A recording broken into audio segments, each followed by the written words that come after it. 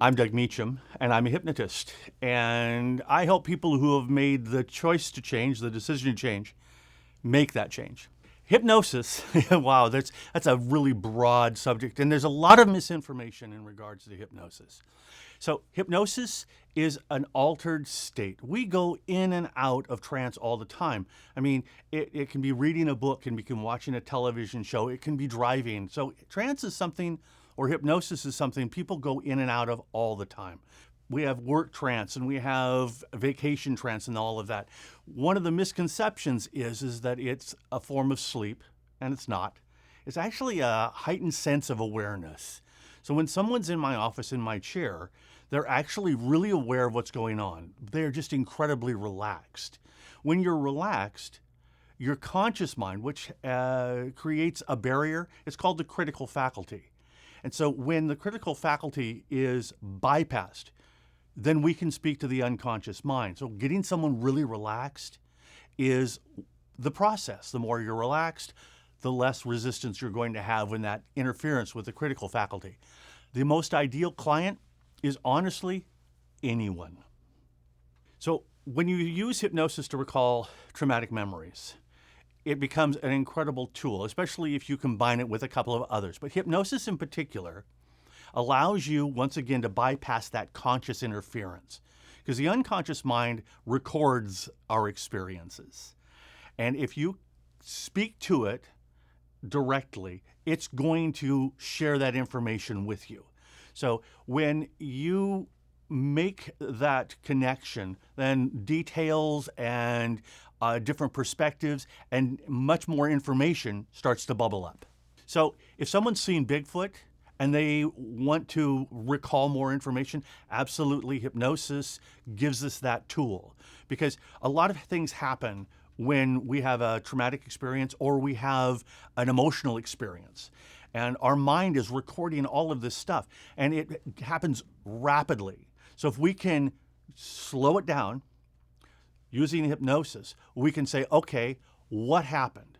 Stop that, freeze frame it, zoom in. We can do all those things. The unconscious mind can really do all those things. So yes, we can get a lot more details. And if it's traumatic or emotional, there's a bunch of information. So the very first, and we call it recall, and it is regression.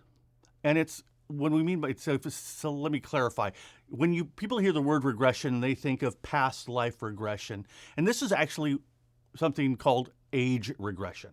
So what we're going back to is a moment when you were younger. And it could be, 6 months. It could be 2 years. It could be 10 years. We're just regressing you back to that time. So my first experience was I had a friend come and say, I have a credible witness. He really, really is down to earth. I think he would be an incredible subject.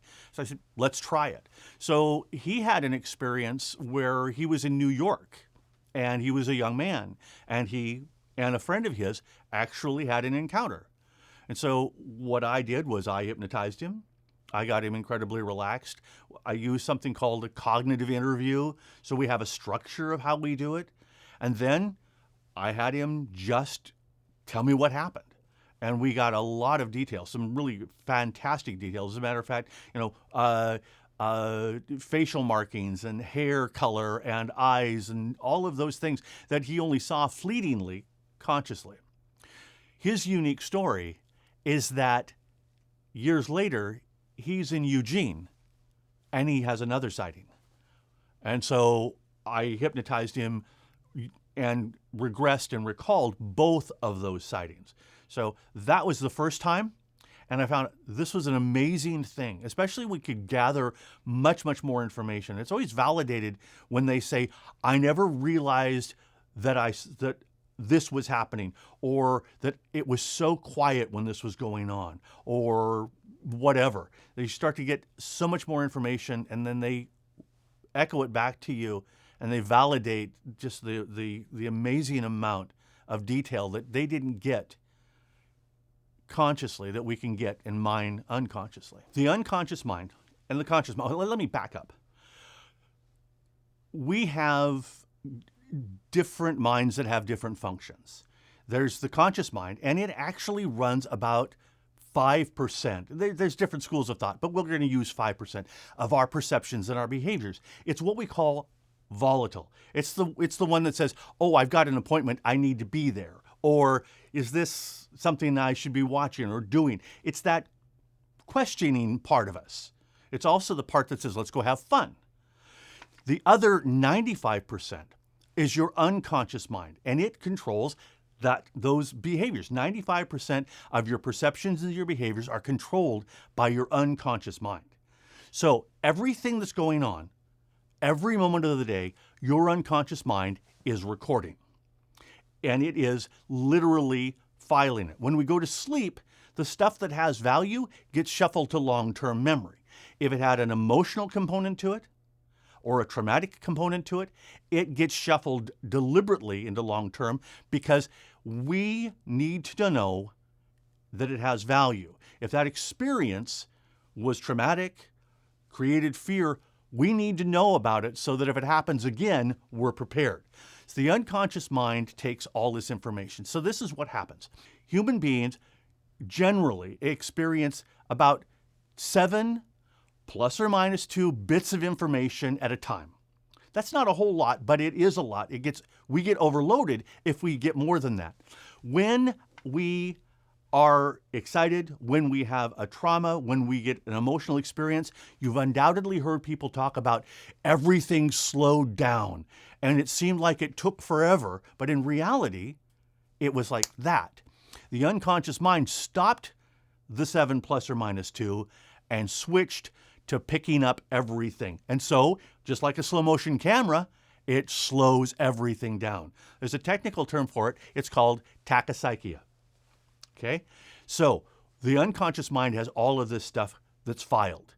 All we need to do is, through hypnosis, go in and say, let's go back to that time. Tell me what happened. What was going on? And in hypnosis, because again, we don't have that conscious or critical interference, the unconscious mind starts to recall. There are a couple of caveats. One, you don't ask leading questions. You don't ask a question that says, well, did you hear that sound on your left or your right? Because the unconscious mind is going to start filling stuff in. So you would say, where's the noise coming from? So we're always asking pretty bland questions. And what's happening now? What do you see? The unconscious mind, with that prompting, will start to give you a play-by-play. And yes, just like a videotape, you can freeze it. And you can say, zoom in. Change it from a different perspective. What would happen if you saw it from over here? And because we have that capability, our unconscious mind can start relaying all of this stuff. So just like a videotape, you can pause, you can rewind, you can zoom in, you can fast forward. It's an amazing thing what our unconscious mind. Human beings are hypnotizable because we have the ability to shift our awareness, our consciousness. So we go through 4 stages of brain frequencies. We have beta, alpha, theta, delta. So when we're awake and moving around, we're generally in beta. That's when we're asking questions and doing things. It's not really good for concentrating. Alpha is really good for concentrating because we're relaxed. And then we go into theta, and that's light sleep, and delta is deep sleep. Human beings go in and out. We cannot stay in the same place for more than about 90 seconds. We're always moving in and out. So we zone out. Hypnosis, probably the best way to describe it, is daydreaming on purpose. Because, when you're daydreaming, you zone out. As a matter of fact, a lot of things that happen in daydreaming are really what we call deep trance phenomena. And he's like, you zone out, you lose a sense of time. You may not remember everything someone was saying to you. If someone wants your attention, it may take them a couple of times to get it, but you've engaged your imagination, you've engaged your senses, you are someplace else. And because we have this incredible unconscious mind and our imagination, that's why we can go into trance. And that's why we have access to these things, because it's always there. And it's actually meant to be utilized. If someone were to call me and say they had an encounter and would I be interested in working with them, generally I would stop the conversation there and say, you need to come in because I don't want to get a lot of information over the telephone. There's a couple of reasons. I don't want them to tell me their story. I don't want my session colored by that. As a matter of fact, I don't really want to hear their story until they're in trance, because then I can't ask leading questions. So they would come in, we would do a little bit of an intake. Again, I'd get some basic stuff, like when did it happen? Time of year, time of day. Were you alone? Those questions, because then I can do it. So when we use hypnosis, we also use something called the cognitive interview, or I do. And the cognitive interview allows us a structure. It starts out with the morning of when this happened. So let's say it happened at 5 p.m. We don't jump right in at 5 p.m. We start in the morning. So we have a little bit of an intake. We talk about the various things. I do an induction, and an induction in hypnosis is quite simply the doorway. It's getting someone prepped for the state. Hypnosis is more than anything a deepening process. The deeper you go, the more access you have to those memories and the less interference you have from that critical faculty. So they're in my office. We've done a little bit of intake. I've got some information. They're in my chair. I do an induction, and then I use a process called ultra depth, and that's exactly what it is it takes them deeper. And I utilize that. We set up keywords so that if I were to say, for example, baseball, that might be their keyword to go immediately back into trance and that level. And we use a keyword to bring them back out. So it might be catcher's mitt, whatever. So I can just sit here and say baseball, they go in. I ask them questions. And with the cognitive interview, they're deliberate questions. And then once they've gone through the recall, I stop them and I have them rewind it slowly. Tell me what happened before that and before that and before that, all the way to the beginning. Because now what I'm doing is I'm validating information. Because if they can tell me what happened chronologically backwards, it begins to validate the experience so much more. Someone who's fabricating a story generally can't do that. The next thing I do is that I will actually say, change perspectives. What would happen if you were over here and saw it from that point of view? And because our unconscious mind is an amazing thing and our perceptions are very broad, they can tell me what they saw. Now, let's say that I want to get more detail. What I'll do is let's say they saw it moving past them. I'll say, stop, freeze that frame. What do you see? And they would tell me. And I would say, zoom in. What happens now? What do you see? What's that feel like? And they can start to get a much, much more detail. It's really amazing the amount of detail you can get. Then I say, just go ahead and put it back where it was, run the movie. Then we end the session quite simply by bringing them back up, suggesting that their unconscious mind is going to still mine information. So they might start to get other things coming up even after they've left. Stuff that's valuable to them, certainly not stuff that's traumatic. You want to be able to, you always protect the person that's in the chair. You make certain that they're safe and that they're comfortable even after they've left your office. So if someone comes into my office and they tell me they've had an experience, let's say that that they did see Bigfoot or Sasquatch or whomever you're going to label it. And in hypnosis, we can generally think, oh, wow, I guess you're right. That's on all fours. And we can determine whether or not it was a bear or a human being or whatever. Most of the time, what you do is you start to get details describing something that is not human, that it's 8 foot tall, that its stride is incredible, that there's an odor that makes your eyes water, that it picked up a big rock and hurled it. Those are things that bears generally don't do. So to answer your question, yes, we can quickly determine whether or not it is. One of the things I can tell you with the people that I've worked with, most of them are very, very convinced and are really very sure that what they saw was not normal. So of the regressions or the recalls that I've done, I have never had anybody that was convinced that it was Bigfoot and found out that it was, or determined that it was something else. More than anything, I've had people come in who weren't sure what they'd seen. And they were like, okay, I want to do this just to solidify things. And after the work and the recall and the interview, they're like, yeah, okay, now I'm really sure what I saw was what I believed I saw.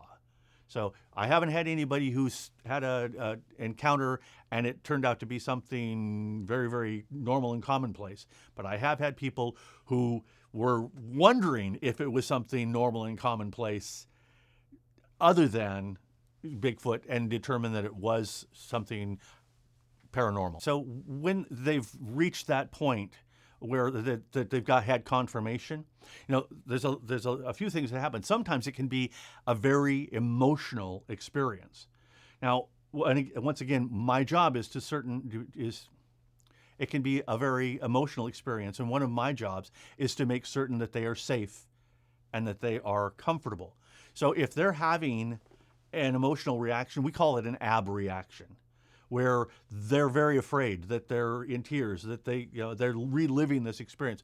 Our job is to do something very simple and say, let the scene fade, pay attention to your breathing, because we want to bring them down. Again, you don't want to leave them bleeding, you want to take care of them. So once they've done the recall, and once they've gone through it, it becomes almost a cathartic experience.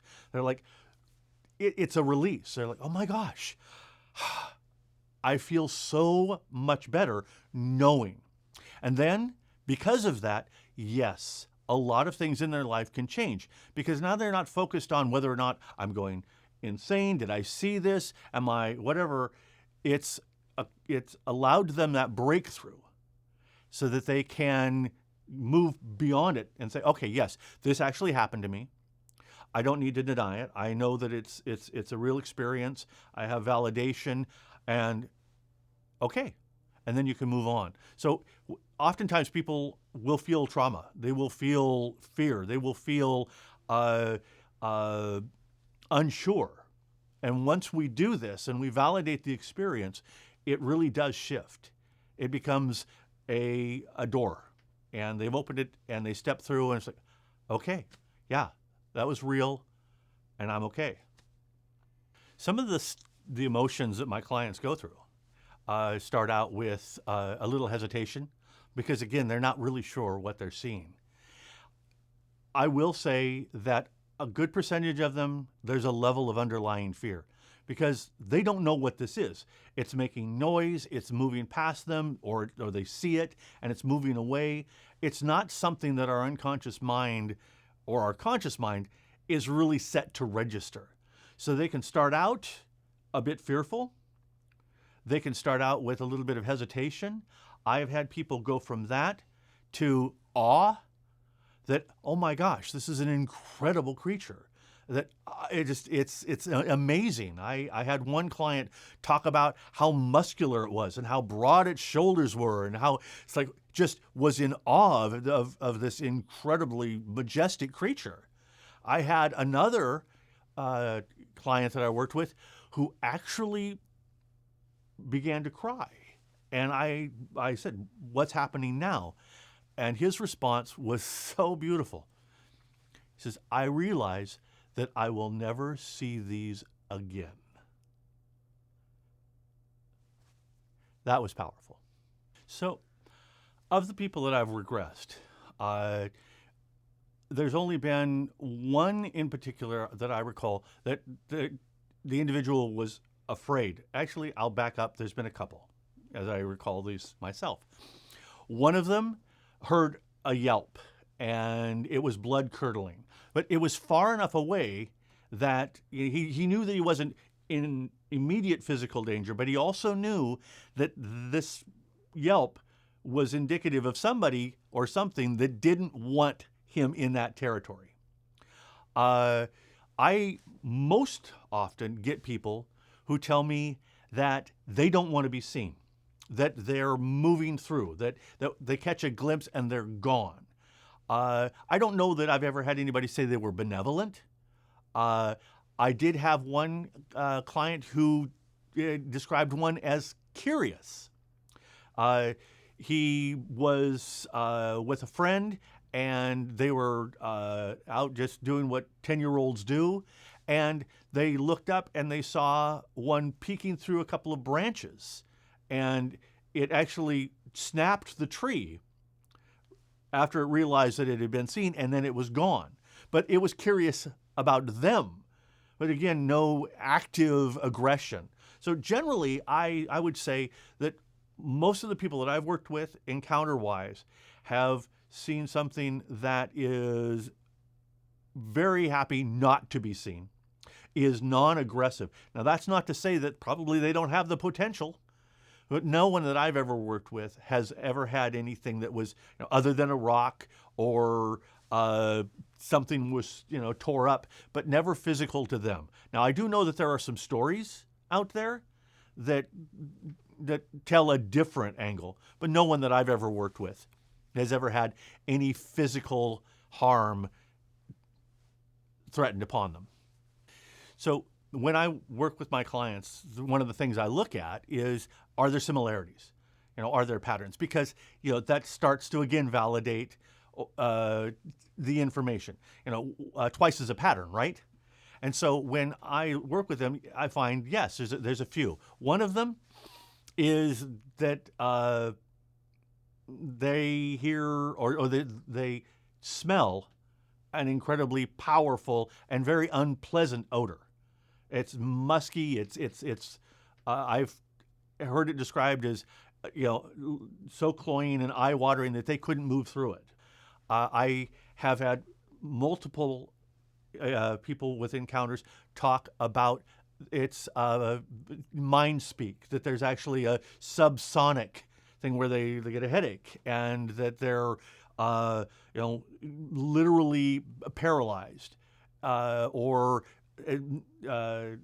kind of what's the word I'm looking for, locked in time, so that the Bigfoot or whatever it is can be gone.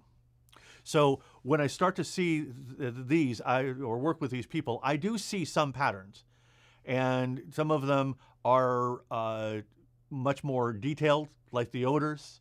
There are colors of the hair becomes reddish and brown, and I get a lot of people that talk about it's just not black. There's a lot of color to it. Red eyes is something that I've had a lot of people explain. So there are patterns, and there are similarities. And so, like I say, you start to catalog that stuff and say, okay. And then I think that helps validate the research. So the people that come to me are really from all walks of life. I have had people in the military. I have had people who are just everyday folks, that they work for a living. They just happen to be out doing something and they saw it. I have had people who have been in the outdoors for most of their life. They're just incredibly athletic, incredibly active in regards to going out and hiking in the woods and whatnot. So I don't know that there's a pattern. I think that anybody has the potential of experiencing this, and I'm not finding any specific group. I've had male and female, men and women, who have encountered and had me work with it. So I don't think that there really is, at least my opinion, any kind of pattern in regards to the type of person who would experience this. So one of the things that I recall most that sticks with me when I work with other people or I think about it myself is the experience that I mentioned before, about the young man who was with his friend who saw this, and he determined that it was a juvenile, and that this juvenile was peeking through the trees, watching them, and just the curiosity that was obviously within this particular creature, watching human beings do their thing. And I thought, yeah, I mean, we're in their backyard or their living room or whatever, and they're just as curious about us, but they do it in such a way that we're not aware of them. I mean, I don't know how often I walk through the forest and I think, what's seeing me that I don't see? So I think that probably is the most visceral, the thing that touches me, is that they're just as curious about us. But they don't trust us either. I would say that through working with the people that I've worked with, the witnesses, the people who've had encounters, that I have always believed that there's so much more to this world than we see physically, or are just even aware of. I mean, for the longest time, the silverback gorilla was something that the people didn't believe existed. There are wolves in the forest that no one sees, but they're there. And so it's opened my mind to the possibility that, yeah, there is even more so, that there are things out there that we're not seeing every day, but that doesn't mean that they don't exist. So I think that, yes, I'm a lot more open to it. One of the things that I deliberately do with my clients, and it goes to the interview, is I, again, don't want them to tell me their story until we're in trance, because I don't want any judgments. I don't want to step in and have my thoughts or my opinions color how I'm going to do this. So I really do like to step back and be as neutral as I can. And so when I listen to these stories, and I listen to these encounters, and the way people experience them, the details they share, yes, it definitely leans me toward something is out there. And just because we don't see it every day doesn't mean it's not real. I would have to say that most of the people that have come to me have always had a little bit of an inkling that there was something out there. I've never had anybody in my chair who said, I was out there picking blueberries and I saw this and now I believe in it. Most of the people that I've worked with had some sort of belief that there was something out there. So what's surprising is that even if they're not in my chair, and there are people who know what I do, I get calls from people who say, I believe in them. I haven't seen them, but I believe in them. Or I had this experience and it's like, it was so real. So I guess to answer your question succinctly, nobody that I've ever worked with came in here so anti-Bigfoot that they said, yeah, because actually I believe those people would quite often just say, yeah, that didn't happen. I'm not going to talk about it to anybody, and we're done. And they never talk about it again. It's a figment of my imagination, or, I ate the wrong mushroom, something like that. And so the people that are in here, they have an inkling, and this is just confirmation. I grew up in Central Washington and in the foothills of the Cascades.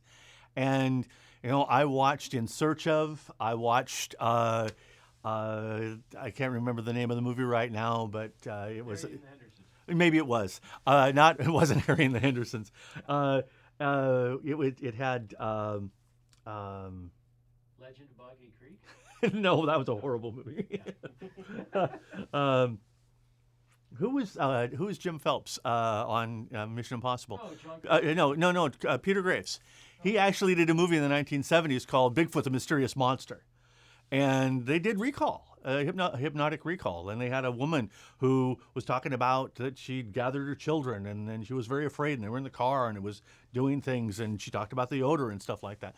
So when I was growing up, thankfully my mom and dad and my grandparents were pretty open-minded. So the idea of Bigfoot was never Well, that doesn't exist. But there's a lot of things that I recognize in my mind that's like, okay, I can't say definitively that it does or doesn't exist. Just because I haven't experienced it doesn't mean that it's not out there.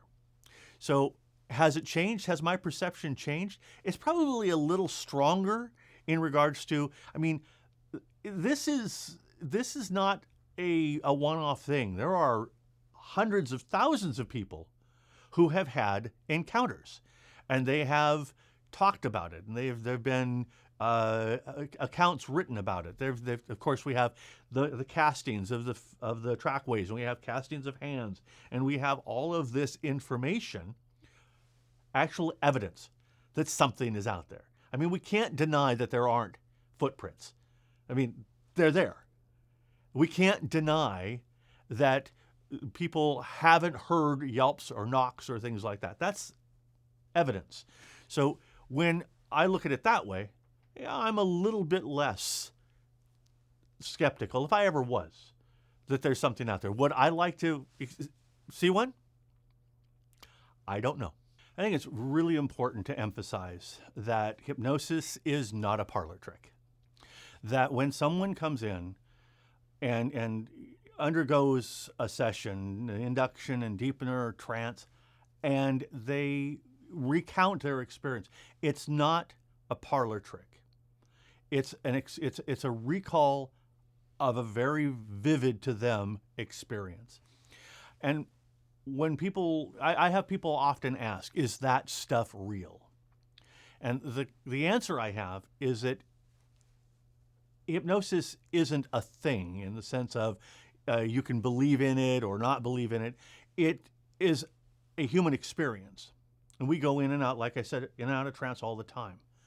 So it's important to recognize that it's a tool. It can be a tool for change, help people stop smoking, help people reduce their stress, help people play better golf. All of those things. I mean, it really has a lot of applications. It can also help people recall.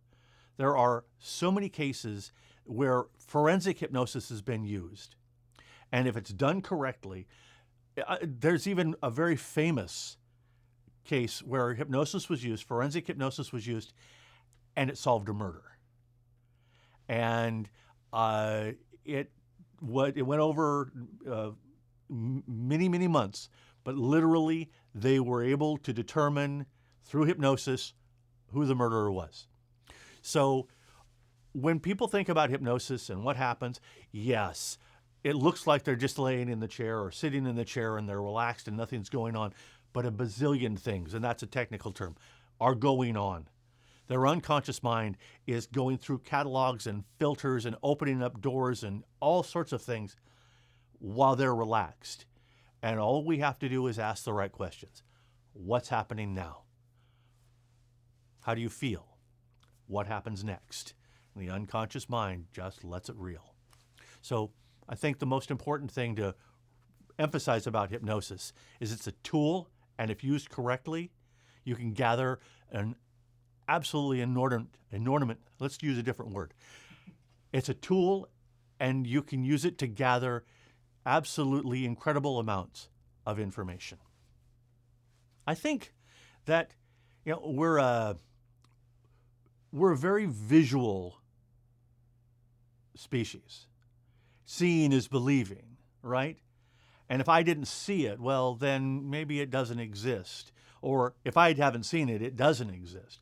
I mean, there's stories of the first visitors to the east coast of the United States, where the natives who were indigenous here did not see the ships because their mind was not geared to recognize or see this huge craft on the water.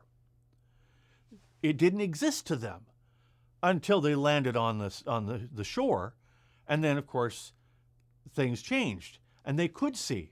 So why do people poo-hoo it? Why do people say it doesn't exist or won't even talk about it? Because, number one, it really is an out there story. I mean, ask yourself this question. Would you believe in a creature that is 8 or 9 feet tall, 300-400 pounds, that's got a stride just walking of incredible distance. It just crosses a valley floor in seconds. That's a pretty difficult thing to wrap your head around. Well, if you're open-minded, you say, yeah, that's possible. I think people are also afraid of the unknown. And it's a lot safer to hang on to the things that we know for sure, that my remote will change the channel, that if I open the refrigerator door, the light will come on, hopefully, that you get up in the morning and the sun's rising and it goes down at night. Those are things that are concrete, and we feel really comfortable with those things. But when it starts to push on the unknown, it sets up a fear response. And human beings move away from fear and pain and toward pleasure. And I think that's why we don't talk about it.